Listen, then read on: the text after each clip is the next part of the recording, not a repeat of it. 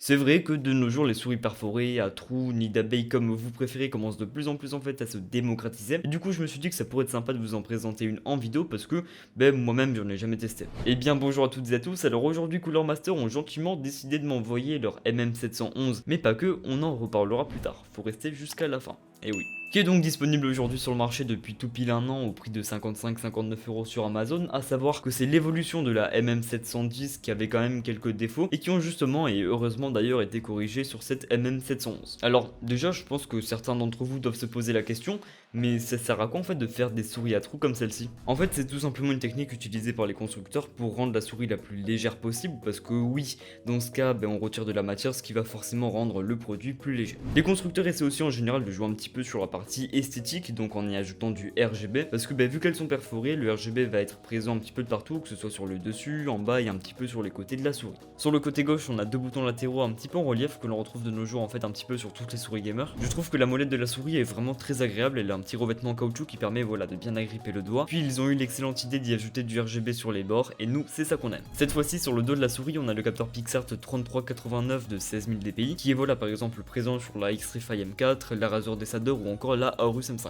Ces patins ils sont en PTFE, ils sont assez épais et plutôt doux et pour le coup vraiment de très bonne qualité, ce qui offre une super glisse en fait à la souris sur du long terme. Alors gros point positif, il est fourni avec la souris un tout petit kit en fait de patins supplémentaires que vous pourrez venir remplacer, je sais pas, au fil des années quand les patins mis par défaut auront eux en fait beaucoup perdu en efficacité. Alors bon voilà, des petits kits dans le genre ça coûte dans les 7-8 € sur Amazon et en général il y en a deux qui sont fournis la plupart du temps, mais bon ça dépend vraiment de votre souris pour le coup. Pour les remplacer c'est assez simple, il suffit en fait à l'aide d'un petit tournevis de précision à tête plate voire même d'une fine lame, ça c'est vraiment à vous de voir, venir retirer tout doucement le patin actuel pour le faire proprement et ensuite par dessus mettre le patin neuf, puis vous répétez cette action pour tous les patins de la souris. Le câble de la MM711 est tressé, il est également très souple et a une longueur d'environ 180 cm, ce qui est bien plus que suffisant pour la grande majorité d'entre nous. Pour une souris perforée comme celle-ci, son châssis est plutôt résistant, donc si on appuie bien fort dessus, il n'y a aucune sorte de grincement qui se entendre ou alors vraiment quelque chose de très faible. En tout cas, je vous laisse écouter par vous-même.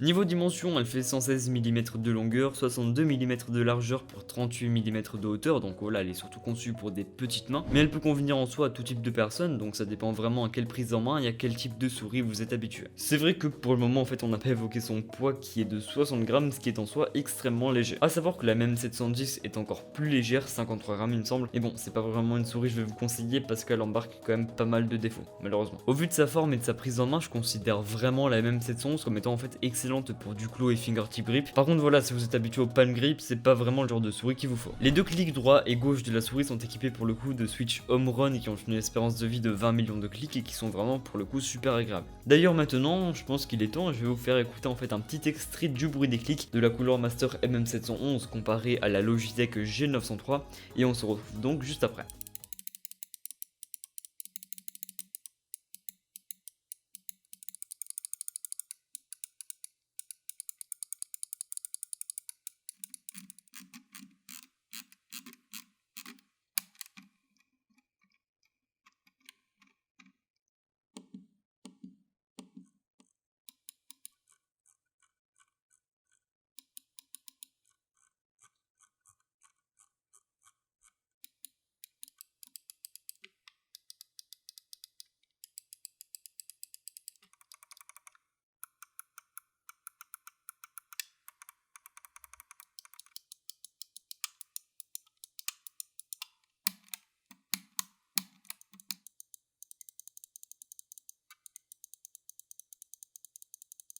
Sur Master Plus, qui est le logiciel sur lequel on peut paramétrer les produits de chez Cooler Master, on peut en premier temps par exemple attribuer les différentes actions que l'on souhaite à chaque touche de la souris.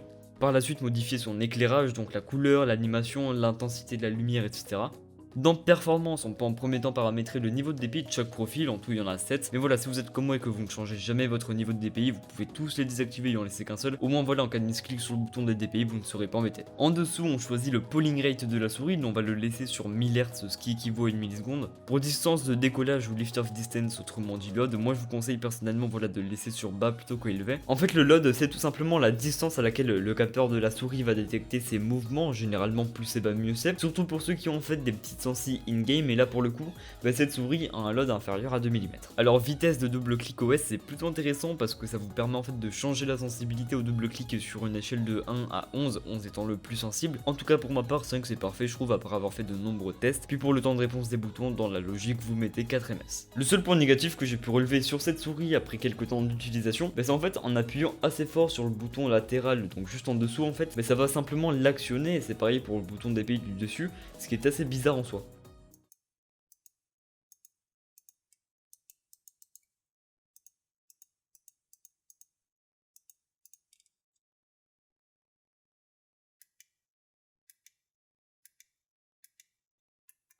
Moi personnellement ça ne m'est jamais arrivé, je l'ai simplement découvert en fait en faisant plusieurs tests dessus. Donc vous normalement encore une fois ça ne devrait pas vous poser problème parce qu'il faut vraiment bien appuyer fort dessus et en plus au bon endroit, mais je tenais quand même à le souligner. Si vous voulez rendre la MM711 encore plus légère, figurez-vous qu'il y a une solution qui sera donc de retirer le diffuseur de RGB qui se trouve en fait directement dans la souris, et pour ça faudra la démonter. Attention, vous devez savoir en fait avant de faire ce que je vais vous montrer dans quelques instants que si vous démontez votre souris vous perdez totalement la garantie, donc pensez-y à 2 fois avant de le faire.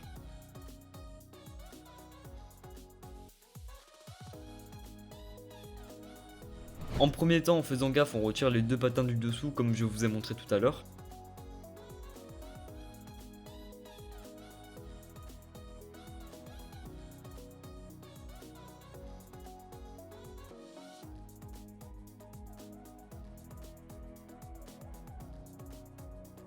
On vient retirer les 2 vis avec un petit tournevis de précision, bien sûr voilà, faites en sorte de ne pas les perdre une fois retirés.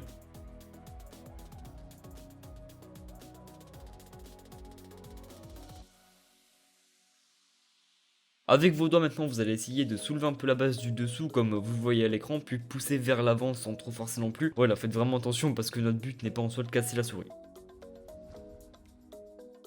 Et donc une fois que tout ça est retiré, on vient enlever le diffuseur LED qui se trouve sous la coque à l'aide de la petite languette. On remet tout en place comme il faut.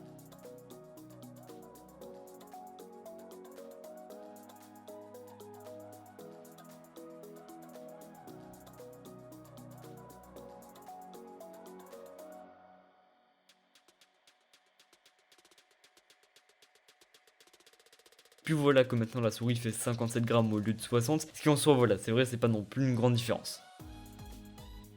J'ai également eu l'occasion de tester leur tapis de souris, le MP510, alors il est de bonne qualité dans l'ensemble, il n'y a pas de souci là-dessus. Par contre j'ai beaucoup de mal en fait avec sa texture dont je ne suis pas fan du tout. Moi je suis plutôt du genre en fait à préférer les surfaces bien lisses, comme par exemple ici le G640 de chez Logitech. Alors en fait ce choix de texture n'est pas fait au hasard car ce tapis comparé à d'autres ne va pas absorber justement les liquides qui sont versés dessus comme vous pouvez le voir à l'écran, ce qui évite en fait par la suite de dégager une mauvaise odeur. Moi juste où ça me pose problème c'est vraiment au niveau de la sensation de la souris sur le tapis qui m'empêcherait en fait de l'acheter d'un point de vue personnel. Après voilà, libre à vous d'avoir un avis différent. Avant de vous quitter, j'aimerais vous dire que Cooler Master m'ont envoyé en bonus, alors en premier temps, un support casque, le GS750, et un casque, voilà juste ici le MH670, et ce sont 2 produits en fait que je ne compte pas présenter sur la chaîne. Donc au lieu de les laisser au fond de mon placard, je me suis dit que ça pourrait être sympa en fait de vous les faire gagner, surtout que Noël en fait c'est dans peu de temps. Si vous êtes intéressé, vous pouvez déjà participer, donc pour ça en fait rendez-vous dans le tout premier lien en description, et parmi toutes les étapes en fait qui vous sont demandées, voilà, vous faites vraiment celle que vous voulez, il n'y a aucune obligation là-dessus, mais bon, sachant que plus vous en faites, plus vous aurez de chances de gagner. Voilà, je pense avoir fait le tour de tout ce qu'il y avait à dire, merci à toutes et à tous d'avoir regardé cette vidéo, vous savez quoi faire pour me soutenir et me le faire savoir, puis moi je vous dis à la prochaine pour de nouvelles présentations, c'est tout pour moi et à bientôt.